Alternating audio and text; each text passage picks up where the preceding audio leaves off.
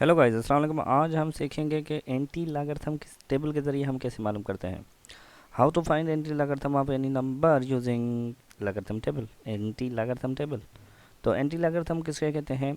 If log x बराबर होता है y के, then x is equal to anti logarithm of y। It is written as x is equal to anti log of y।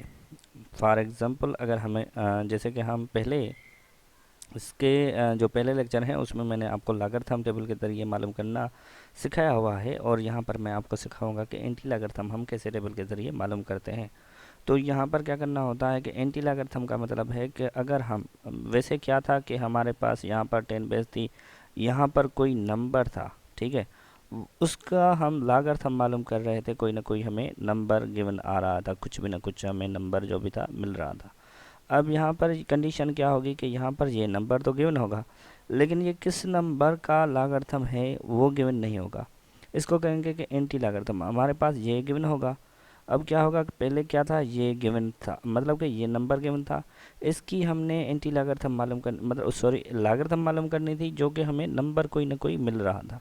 अब इस condition में क्या होगा कि ये नंबर तो गिवन होगा, लेकिन ये नंबर नहीं गिवन होगा। अब हमने क्या करना है, इसकी हेल्प से ये नंबर हमने मालूम करना है। और उसके अलावा अगर आप ये नंबर मालूम कर लेते हो, जैसे कि हमें, हमारे पास ये नंबर गिवन है, चलो कोई भी नंबर है यहाँ पर, ये हमें गिवन है, इसके ज़रिए हम लॉगरिथम मालूम कर लेते हैं, मतलब कि किस नंबर का जवाब ये आया होगा।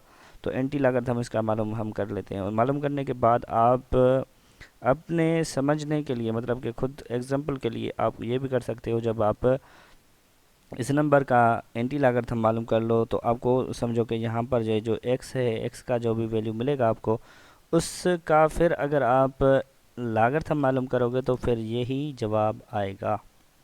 तो चलो हम शुरू करते हैं। इसमें कुछ कंडीशन है, उसमें मतलब कि मेथड है कैसे हम मालूम करते हैं। तो वो उसमें रूल है हमारे पास दो, यहाँ पर नीचे लिखे हुए हैं। पहले मैं ज़रा से रिमूव कर लूँ।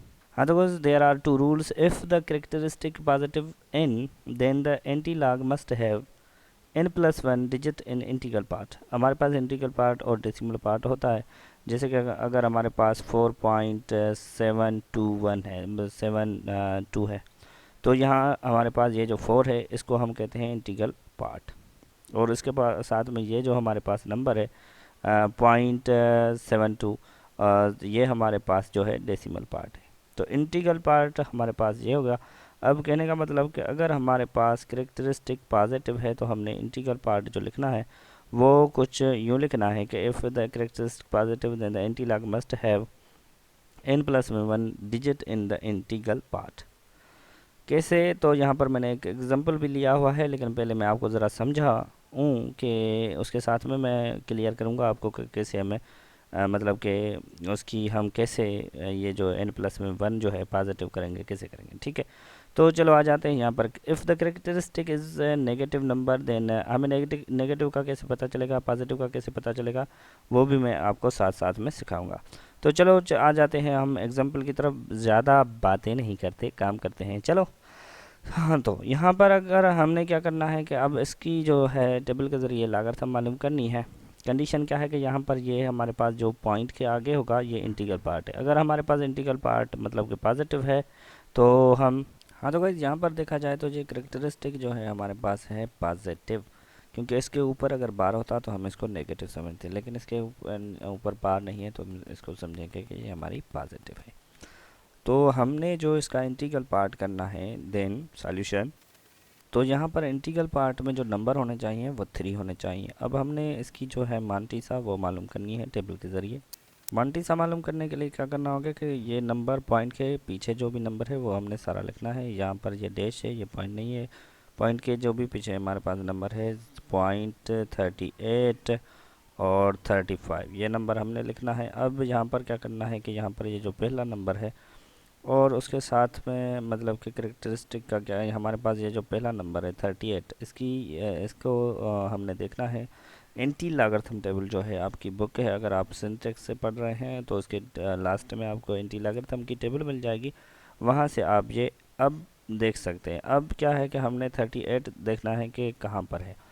38 के साथ में हमारे पास ये 3 नंबर भी है। पहले हमने 38 को लोकेट, 0.38 को लोकेट करना है, फिर उसके साथ में 3 का मतलब कि इसकी रो हमने पकड़नी है और इसका जो है कॉलम पकड़ना है। वो नंबर जो हमारे पास है, मतलब कि ज़ाहिर मतलब कि हमें दिखाई दे, मतलब कि क्रॉसपॉन्डिंग में इन दोनों की क्रॉसपॉन्डिंग में जो नंबर मिले हमें, वो यहाँ पर हमने लिखना है। तो चलो आ जाते हैं टेबल की तरफ। हाँ तो गाइज आपको ये क्लियर नज़र नहीं आ रहा क्योंकि ये मैंने मोबाइल से पिक्चर निकाली है, यहाँ पर पेस्ट इनपुट की हुई है। तो यहाँ पर ये है हमारे पास 38। मैं बता देता हूँ आपको कि कौन सा नंबर है। और ये है 38 की रो जो यहाँ से यहाँ तक पहुँच चुकी है।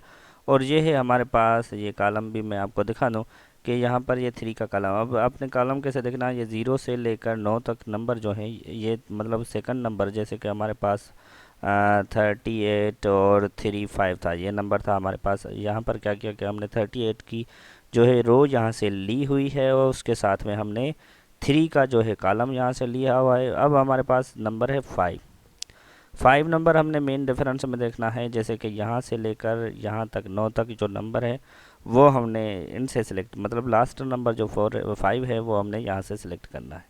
वो भी हमने कौन सा नंबर सिलेक्ट करना है वो भी मैं आपको बताता हूँ, लेकिन अब पहले हम ये नंबर सिलेक्ट कर लेते हैं। यहाँ पर 24 है और 15 है, हमारे पास नंबर जो है 24 है और 15 है। 24 और सॉरी 15, 24 और 15 हमारे पास नंबर यहाँ से, मतलब कि इन दोनों की क्रॉसपॉन्डिंग में मिल चुका है। अब आ जाएंगे हम 5 का। 5 आपको यहाँ पर ये नज़र आ रहा है। अब हमने इसका भी जो है ये कॉलम, नीचे जो ये कॉलम है ये लेना है और देखना है कि इसकी और ये 38 की रो और कॉलम कहाँ पर ये मतलब कि दूसरे को क्रॉस कर रहे हैं। तो यहाँ पर ये 3 नंबर हमें दिखाई दे रहा है, तो 3 हमने इसके साथ में क्या करना है कि ऐड कर देना है, यहाँ पर प्लस की साइन लगानी है। और यहाँ पर हमारे पास जो नंबर आ जाएगा 3 और 5 हमारे पास हो जाएगा 8 और 1 हम सेम लिखेंगे। ये एडिशन तो खैर आपको आती है। तो यहाँ पर हमारे पास जो फाइनल नंबर मिला है वो मिला है 24 और 18। अब 2418 हमने कैसे, और इंटीग्रल पार्ट हमने इसमें कैसे शो करना है वो मैं आपको समझा देता हूँ। तो हमारे पास जो टेबल के ज़रिए हमारे पास जो हमने नंबर मालूम किया, वो हमारे पास नंबर है 2418।